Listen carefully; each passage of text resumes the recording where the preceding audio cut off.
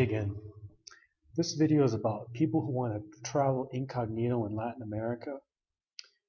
This applies to Mexico, Central America, and South America to a certain extent.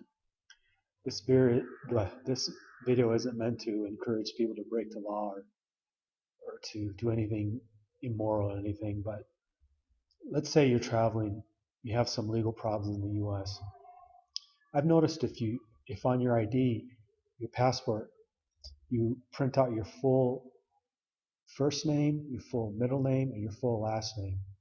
So like when you travel, most of the time, no one ever asks you for ID, so you don't really need it. But if they do, they'll put your first name and your middle name as your last name. Now you can't fly internationally like that. They're always going to put your last name down.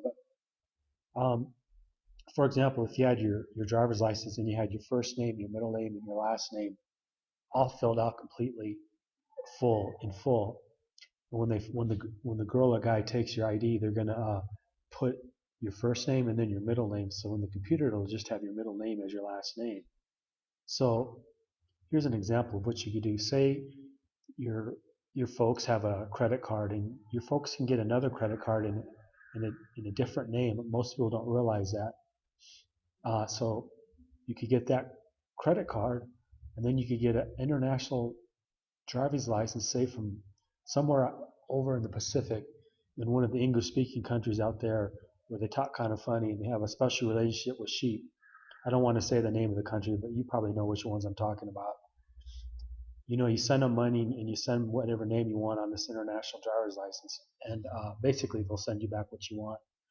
Then you take that with say your credit card that has a different name on it, and then you can fly internally. Like say, for example, you want to fly in Mexico, not across the border, but let's say from one big city to another big city. You can pay with your credit card, which is a good social proof, and then you just show your ID. You don't necessarily need to show your passport. Another example of doing that would be, say you have a corporate account in Latin America. Say you set up a society anonymous and you're not the beneficiary of this account. So when you get your ATM card or your credit card, you're going to have a Latin sounding name, most likely, if you had a Latin lawyer set it up. And if you take that name and you get that international driver's license from over in the Pacific, in one of the English speaking countries out that way, you just use the same name that's on your corporate account that has your Latin name on it. And you can use that anywhere in Latin America. That's two pieces of ID you can use, and you can just travel from one big city to another. Again, you can't travel internationally because you're going to have to show your passport. But that's just a little trick if you want to not really use your real name when you're traveling. Also, too, with this international license and this credit card that's not in your name, when people ask for ID, when you check into a hotel, both pieces of ID can work together congruently, so you can check in that way, so you don't have to leave a trace of your real name. If for one reason or another you need to travel privately, you need to check in motels privately without using your Christian name. And again, I don't recommend you doing it unless you have some legal reason. But with just an international driver's license, it takes the place of those old camouflage passports you might have heard about from countries that don't exist, like Belize. Belize now is what used to be the British Honduras.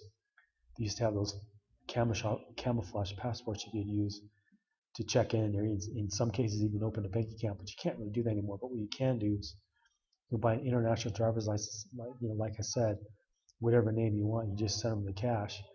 And then if you have an ATM card or a credit card that's also in that name, it's congruent, so it matches. So when people ask for your ID in Latin America, that's all you got to show.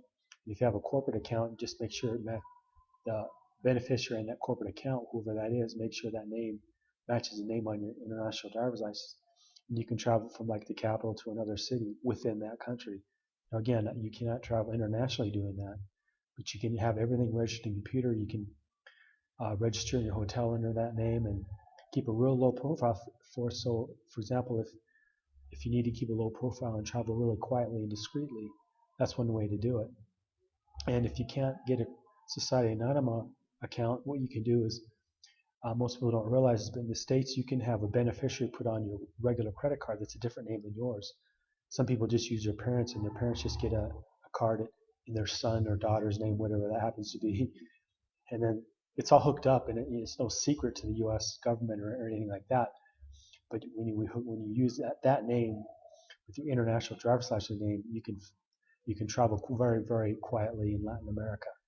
And let me just say a few words on crossing the border. One of my friends, he had some legal problems in the U.S. with the U.S. government, and for one reason I don't know why, but he didn't have a passport. That's good beer. The beer is Moza, in case you're in Baltimore or in Guatemala. This is about the best dark beer you can get. Anyways, my friend, he didn't have a passport, so he just went across the border. But he had some funky ID he had made up, and he had a piece of paper that they stamped on it, showing they had a legal visa, although it wasn't any kind of legal ID. And he paid $900 for this so-called visa. I don't recommend you do that. Just walk on across, save your $900. And if any police ever ask you where's your tourist card or anything like that, you give them 20 or $50 and just tell them that you were robbed. They give them 20, $30 to go away, and that usually works, at least with people I know. Then once you get down to Guatemala, my friend, excuse me, he paid I think a couple $100 to go across the river. It's the La Masia border. If you don't know, it's pretty chaotic. It's a little river that runs across Guatemala and Mexico. And then after you cross the river on a little raft, he got on one of those bicycle, tricycle type deals. And it was pretty funny. He said watching the police chasing him and this drive around. But he evaded whatever local law enforcement they had there. And by now, I think he's in Nicaragua or wherever. But again, that border is so chaotic, no one's going to stop you if you walk across. There's like no one going to stop and ask you to check out your documents, or your passport, or your visa, or anything like that. You can get on a bus and no law enforcement's going to stop the bus and ask you for anything or anything like that. It's going to be like that throughout all the C4 countries, which would be Guatemala, El Salvador, Nicaragua, and Honduras. Now, it will be a different story once you get into Costa Rica or Panama. I don't really recommend you live there, but if you do have to go there, there's places you can cross over where it won't really be a big deal. But for a lot of different reasons, I don't really recommend traveling or doing business in those countries. And that's Costa Rica and Panama. But those are just a few ideas if you have to travel incognito, or if you don't have a passport and you need to get down to Mexico or Latin America to handle whatever business you have down here, or whatever family you want to start down here, a business or anything like that. So anyways, this is just me signing off. Like the video, share it if you think it's interesting. If you think I'm wrong, leave a few comments and subscribe. All right, thanks.